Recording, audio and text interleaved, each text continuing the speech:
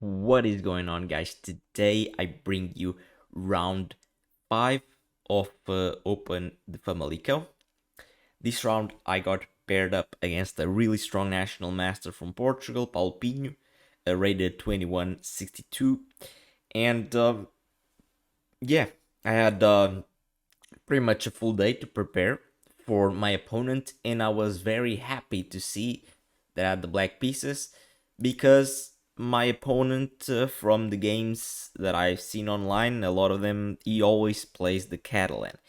And you guys know that I had a bit of, you know, uh, a story against the Catalan, getting completely destroyed in my first games uh, against the Catalan, but I was very happy because I had some really nasty ideas prepared for it, and yeah, I was feeling good. So my opponent had the white pieces, and he started with d4.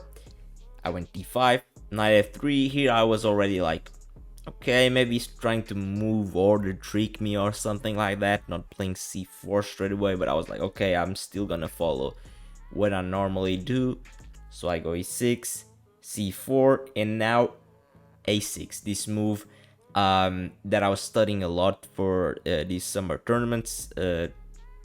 Basically going for this queen gambit decline structure, but with this a6 move. I think it's called Janoski Queen's Gambit decline. But yeah, very interesting ideas in this a6 line, and not that common. So white normally isn't really prepared. Here, my opponent played queen c2, and I was very frustrated because I didn't look at this at all. He never played this move from the database games, and I was already like, dude, he got me, bro. Like, oh, he dodged so much bullets. But yeah, that's smart that he did. That's very smart of him to deviate from what he normally plays already on move 4 and kind of, say to me, okay, now you're playing on your own and you're not playing your chessable courses, etc. So, okay, after thinking for a while and realizing that, I just gotta take up the challenge, I took on c4, queen takes on c4, b5, queen c2, and bishop e7. And here I can already say that I have a pretty decent position because normally this bishop is in a lot of trouble being developed in the main lines, and here this queen c2 move was kind of a bit of a waste of time for white. Honestly, you know, he let me push a6 b5, gain space, develop my bishop. So yeah, I knew that I had to be at least equal here. But okay, here my opponent played d3, and here, I spent like 15 minutes so early on because here I completely played myself, and I'll explain what I mean. The obvious move to make would be knight d7. And this is the first thing that comes to mind. I mean, knight d7 is probably one of the best moves in the position because, one of my main goals in this type of structure is to play c5. And the bishop is already on b7. I can bring the rook to c8, break with c5. The queen is on c2, which is not well placed to deal with this c5 move because it can get hit by some discoveries. So yeah, knight d7 would be like an automatic move. But I started thinking, should I really go knight d7? And I was worried about knight d7, bishop d3. And after something like, knight f6 first, maybe to develop the king side, I was afraid of stuff like h3, g4, g5, rook g1, you know, and maybe in the future like e4, e5, and I started just imagining uh, this crazy attack from white out of nowhere, just the king in the middle, and it is so ridiculous that because of all that imaginary stuff that I was getting scared at. I mean, first of all, like, if my opponent did that, like, h3 is not even threatening g4 because the knight is hanging. Like, the e5 square is covered, like rook g1 doesn't help, the knight is still hanging. And even if I play like normal moves and he plays knight bd2 to protect this knight, I guess like I can probably castle. I'm gonna just turn on the engine, and yeah, if my opponent starts going g4 here, there's like absolutely nothing. This doesn't work at all. I shouldn't be worried. Engine already gives -3. I mean, yeah, white is just so uncoordinated, and there's no attack here. Engine says h6, let's say rook g1, c5, and you know, just he's not scared at all. The engine is just like, yeah, um, just black is completely winning after something like rook c8.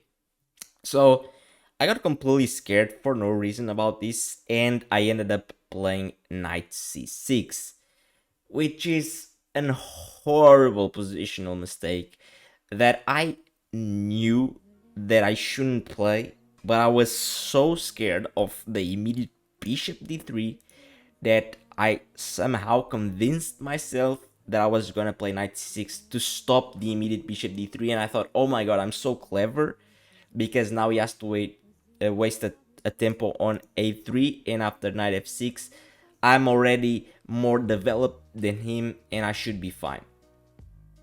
Absolutely ridiculous. The knight on c6 is super misplaced, and after a few moves that we played, bishop e2, bishop e7, castles, uh, rook d1, this knight here just looks absolutely ridiculous. Totally dominated by white's pawns. Can't jump to e5, can't jump to b4. a5 would do absolutely nothing, and can't even go to e7 right now because of the bishop. Like, this knight is just misplaced, blocking my bishop, blocking the counterplay that I should have on the c file. And all of a sudden, white's queen on c2 is actually pretty well placed, because this c file is never gonna open like this. So yeah, here I'm already considerably worse, and yeah, just a so uh dumb positional mistake that I even was aware, but I just let my mind fuck me up. I just mentally, I'm not there at all when it comes to being confident and stuff like that, and I just get scared by these strong players for absolutely nothing.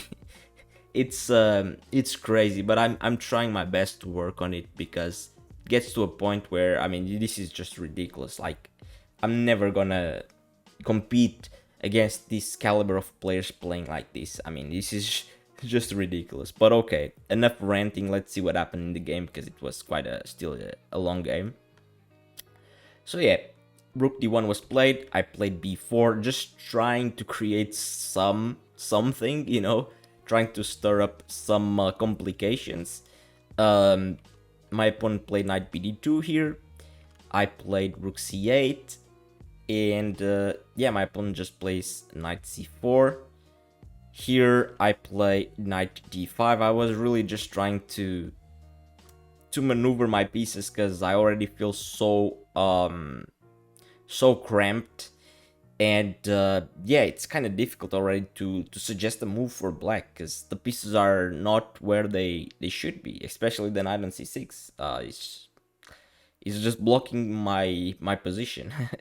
The knight c6 was just so horrible, and yeah, here after bishop d2 and knight b6, yeah, I thought that this was a good way. I mean, if I can trade some pieces, maybe I will have less trouble coordinating my army. My opponent takes on b4 here after thinking for a while, and yeah, here I just take on b4 with the bishop.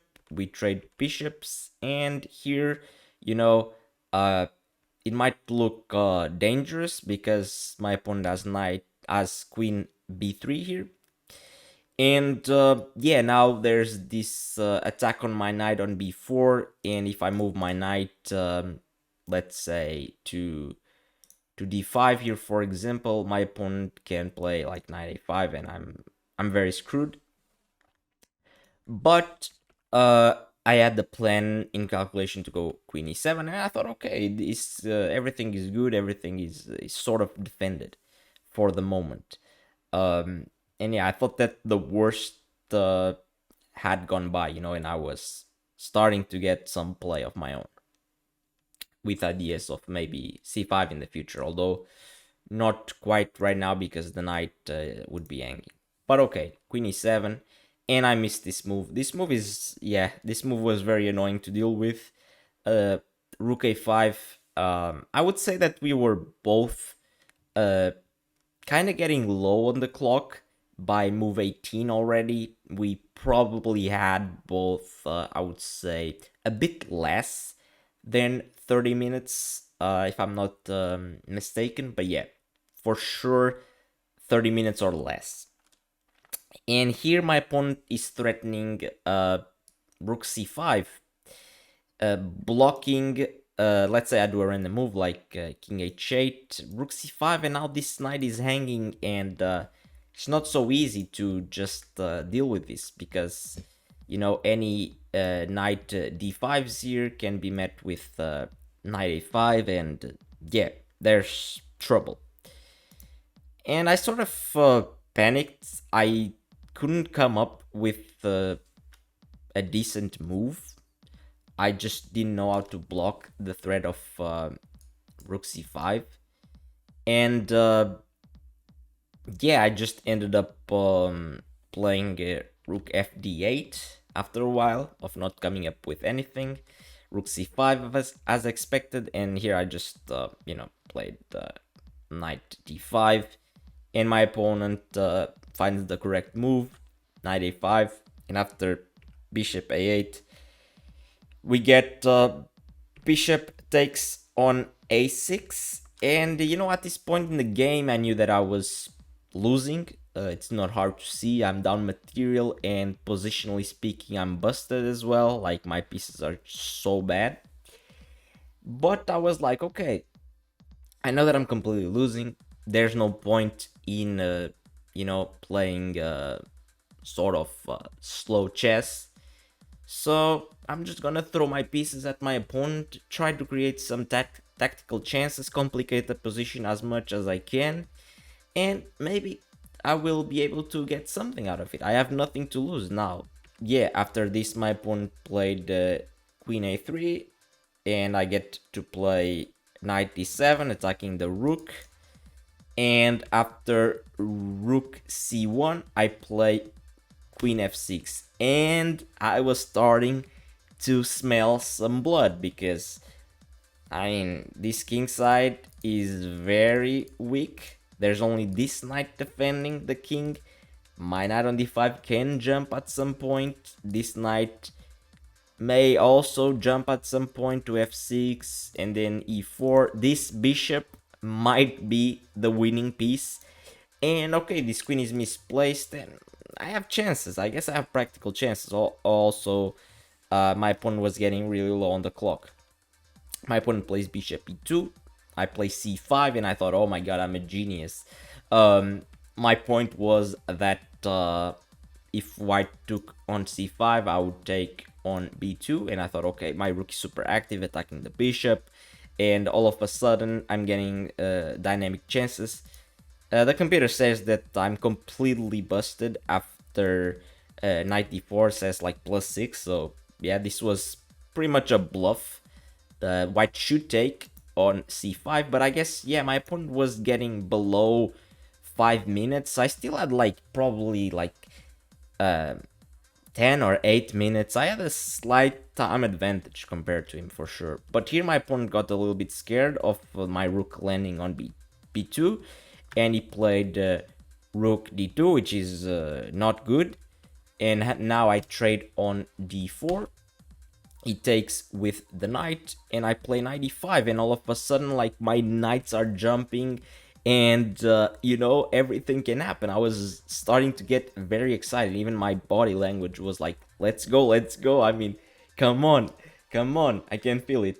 So yeah, knight e5. Here my opponent plays rook c2, and all of a sudden the engine already says that it's equal after the move that I played, knight b4, just attacking the rook. I mean, this rook move was just horrible because it just wasted the tempo and let my knight land on b4 with tempo. So yeah, crazy scenes. I'm gonna just turn on no, I'm not gonna turn on the engine just yet, but here my opponent plays rook c5, and at this point I think he had like 2 minutes on the clock. I had like 7 minutes on the clock probably, and believe it or not, this position is winning for black. I can't believe it. This position is winning for black if I find one move. I played queen g6 with the idea of checkmating white, but here my opponent played bishop f1, and you know, seems like everything is protected. Queen g6 is not the best move, and it's not the winning move. Actually, I want you guys to pause the video and try to find the best move for black, and write down in the comment section below explaining why you think that move is the correct one, and write down some variations. 85% of you guys that watch my videos aren't subscribed. If you enjoyed the videos, I would highly appreciate if you could hit that subscribe button. Let's get back into the video. So yeah, the correct move here is queen g5. It looks kind of weird that this move queen g5 is winning and the move queen g6 wasn't winning, but there's quite a difference here, and I'm gonna turn on the engine just to be sure that I'm not saying anything wrong. But here the point is that after queen g5 I'm still threatening checkmate, but when my opponent blocks the checkmate with bishop f1, now I have knight f3 check.